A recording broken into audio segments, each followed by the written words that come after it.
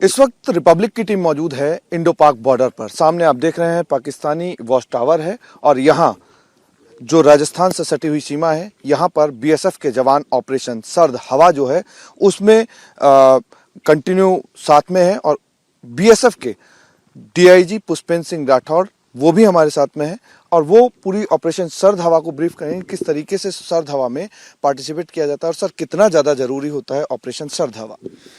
देखिए, विंटर्स के अंदर जब फॉग की एक समस्या रहती है, इस एरिया में फॉग काफ़ी हो जाता है और बिल्कुल विजिबिलिटी ज़ीरो हो जाती है। और वो फॉग जो है वो रात को हमारे यहाँ पे स्टार्ट होता है करीब 2-2:30 बजे, उसके पहले नहीं होता है और वो फिर 11 बजे तक सुबह फॉग रहता है। और that is a very important time, क्योंकि जितने भी हमने ट्रेंड देखे हैं, पहले इंसिडेंट हुए हैं जब भी स्मगलिंग की एक्टिविटीज़ हुई है, तो वो उसी टाइम होती है, अर्ली मॉर्निंग।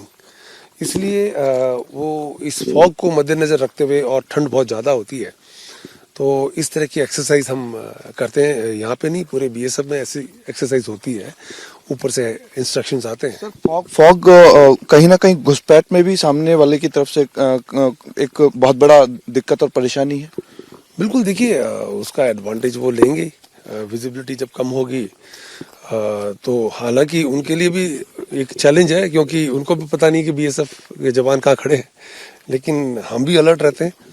तो फॉग में बहुत ज़रूरी है कि हम हमारे एरिया को प्रॉपर तरीके से डोमिनेट करें, तो उसके लिए हम लोग तैयार रहते हैं। सर सबसे बड़ी चीज़ ये थी कि यहाँ पे माइनस में पारा जाता है और माइनस में पारा जाता है तो बहुत ज़्यादा जवानों को दिक्कत भी होती है।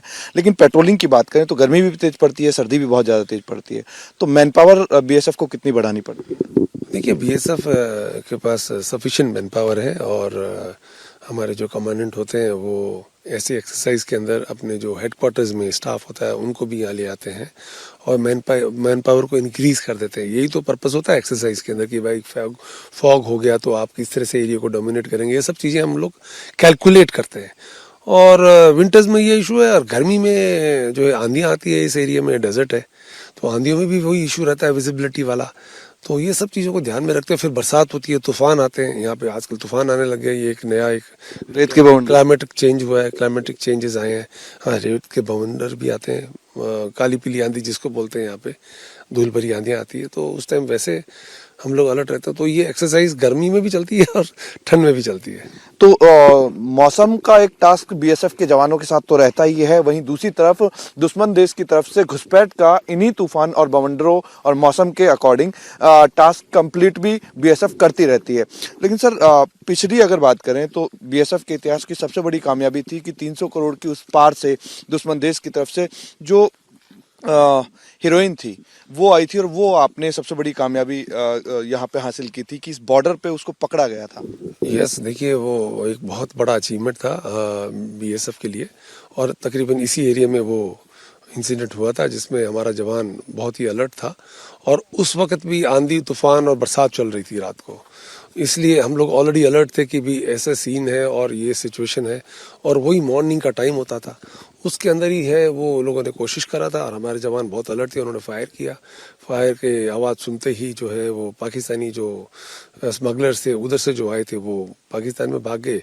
इधर जो कंसाइनमेंट लेने के लिए आए थे, फायर की आवाज़ सुन के वो भागे, उनके ऊपर फायर किया और अंधेरी रात थी। फिर हमने उनको चेस किया, फिर उनको पकड़ा गया दूसरे दिन और माल भी पकड़ा। बड़ी सफलता बीएसएफ की थी।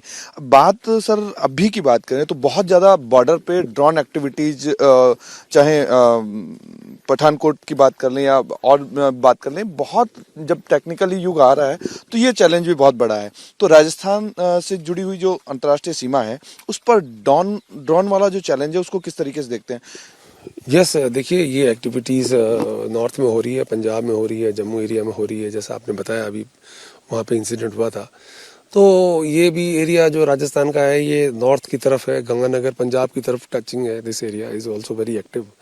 तो इस एरिया में जो भी कोई ड्रोन की एक्टिविटीज़ होगी तो उसको हम एंगेज करेंगे। पहले भी बीएसएफ ने काफ़ी ड्रोन को गिराए हैं जम्मू और पंजाब में, और इस एरिया में भी अगर कोई कोशिश करेगा तो ड्रोन को हम जाने नहीं देंगे। हमारे जवानों को हमने ट्रेन किया है, हमने कुछ इम्प्रोवाइजेशन मेथड यूज़ किए हैं, आई एम श्योर कि इस एरिया में हम लोग ड्रोन की एक्टिविटीज़ को नहीं होने देंगे।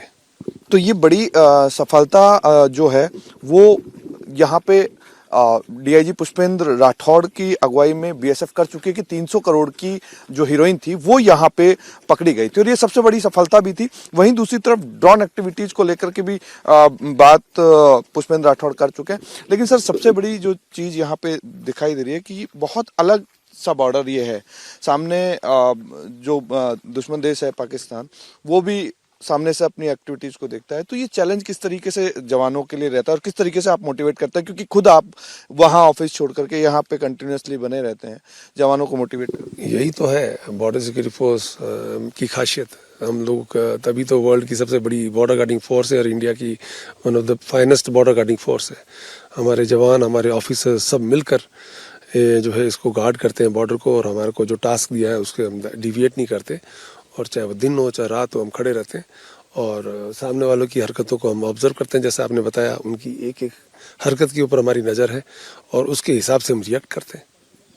तो सामने दुश्मन देश पाकिस्तान है और वहां से निगहबानी, जो इस तरफ की निगहबानी है वो बीएसएफ बड़े जोर शोर से करती है। बीएसएफ के जवान आंधी तूफान और विषम परिस्थितियों में भी लगातार इस तारबंदी की निगहबानी करके देश को सुरक्षित रखते हैं। वहीं दूसरी तरफ बीएसएफ को किसी भी कोताही को बख्शती नहीं है, यानी कि दुश्मन देश किसी भी तरीके की चाल बॉर्डर पर करने की कोशिश करता है तो उससे पहले ही उनके मंसूबों को वहीं ध्वस्त बीएसएफ के जवान कर देते हैं।